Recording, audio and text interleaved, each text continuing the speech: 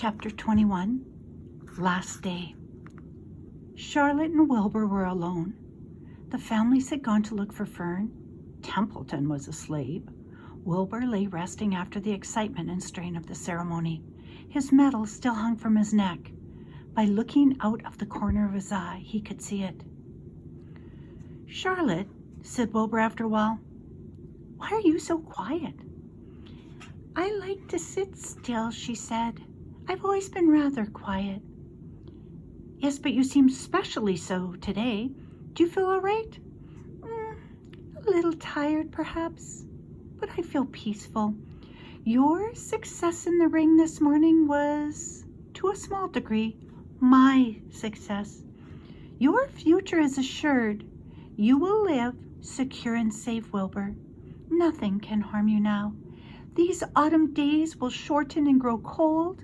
The leaves will shake loose from the trees and fall. Christmas will come, and then the snows of winter. You will live to enjoy the beauty of the frozen world. For you mean a great deal to Zuckerman, and he will not harm you ever. Winter will pass and the days will lengthen. The ice will melt in the pasture pond. The song sparrow will return and sing. The frogs will awake. The warm wind will blow again. All these sights and sounds and smells will be yours to enjoy, Wilbur. This lovely world, these precious days. Charlotte stopped. A moment later, a tear came to Wilbur's eye. "Oh, Charlotte," he said, "to think that when I first met you, I thought you were cruel and bloodthirsty." When he recovered from his emotion, he spoke again. "Why did you do all this for me?" he asked. "I don't deserve it. I've never done anything for you." "You have been my friend," replied Charlotte. "That in itself is a tremendous thing. I wove my webs for you because I liked you. After all, what's a life anyway? We're born, we live a little while, we die. A spider's life can't help being something of a mess. With all this trapping and eating flies, by helping you, perhaps I was trying to live my life a trifle.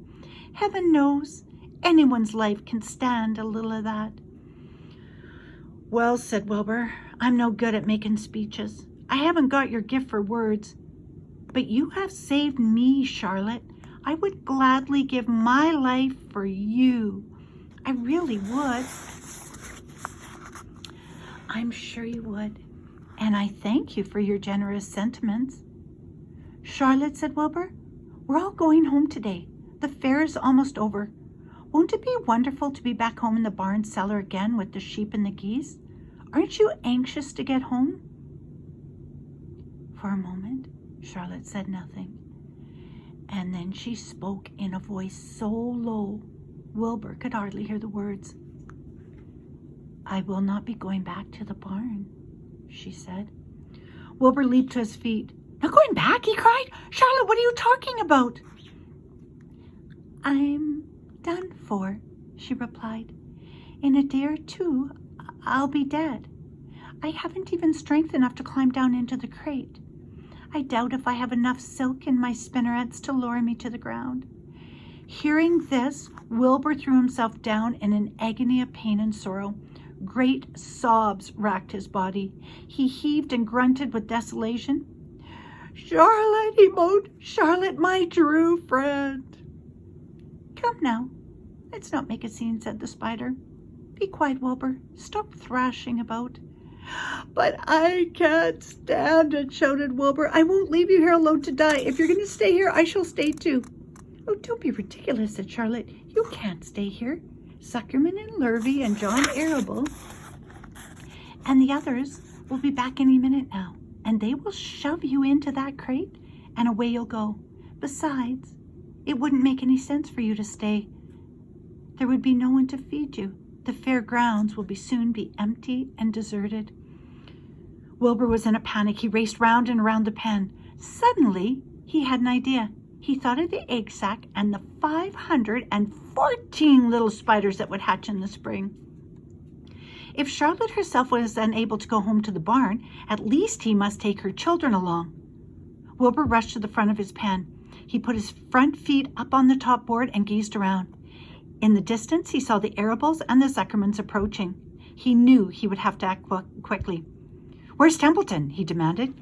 "He's in that corner, under the straw, asleep," said Charlotte. Wilbur rushed over, pushed his strong snout under the rat, and tossed him in the air. "Templeton!" screamed Wilbur. "Pay attention!" The rat, surprised out of a sound sleep, looked first dazed, then disgusted. "What kind of monkey shine is this?" he growled. "Can't a rat catch a wink of sleep without being rudely popped into the air?" "Listen to me," cried Wilbur.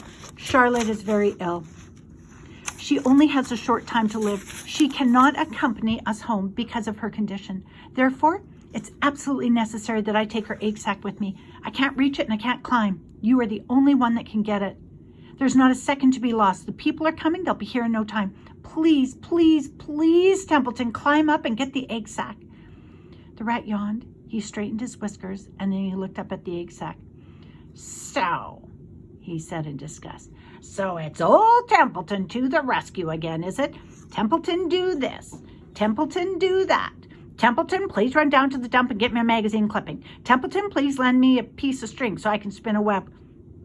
"Oh, hurry," said Wilbur. "Hurry up, Templeton."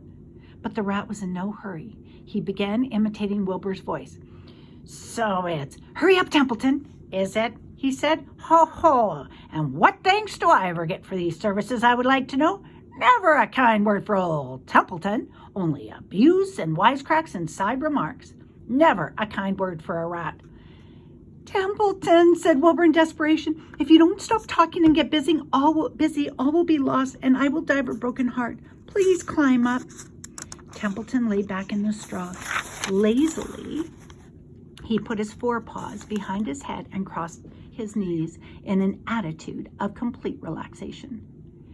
"Die of a broken heart," he mimicked. "How touching. My, I notice that it's always me you come to when in trouble, but I've never heard of anyone's heart breaking on my account. Oh no, who cares about old Templeton?"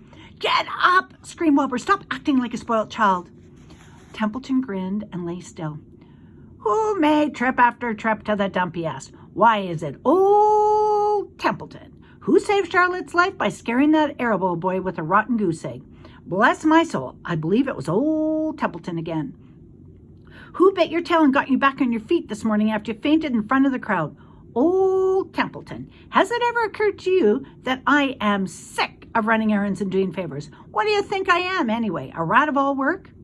Wilbur was desperate. The people were coming and the rat was failing him.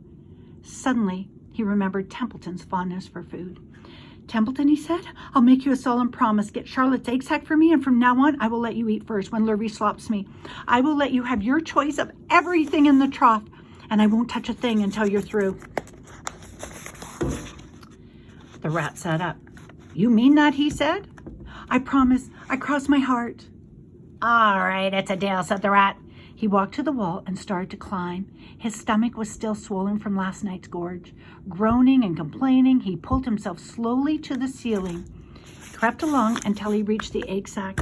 Charlotte moved aside for him. She was dying, but she still had strength enough to move a little. And then Templeton bared his long, ugly teeth and began snipping the threads that fastened the sack to the ceiling. Wilbur watched from below. "Use extreme care," he said. "I don't want a single one of those eggs harmed."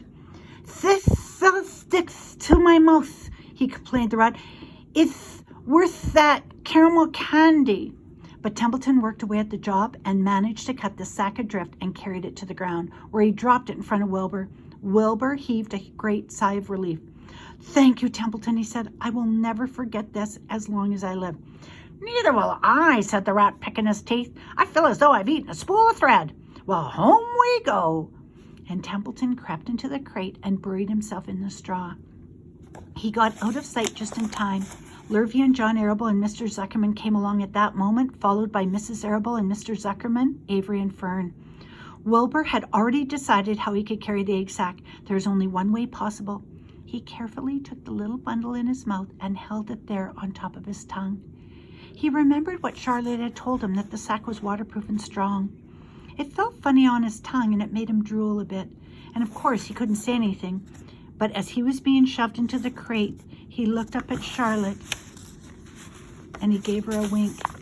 She knew he was saying goodbye in the only way he could, and she knew her children were safe. "Goodbye," she whispered, and then she summoned all her strength and waved one of her front legs at him. She never moved again. Next day, as the Ferris wheel was being taken apart and the racehorses were being loaded into vans and the entertainers were packing up their belongings and driving away in the trailers, Charlotte died. The fairgrounds were soon deserted. The sheds and buildings were empty and forlorn. The infield was littered with bottles and trash. Nobody of the hundreds of people that had visited the fair knew that a gray spider had played the most important part of all. And no one was with her when she died.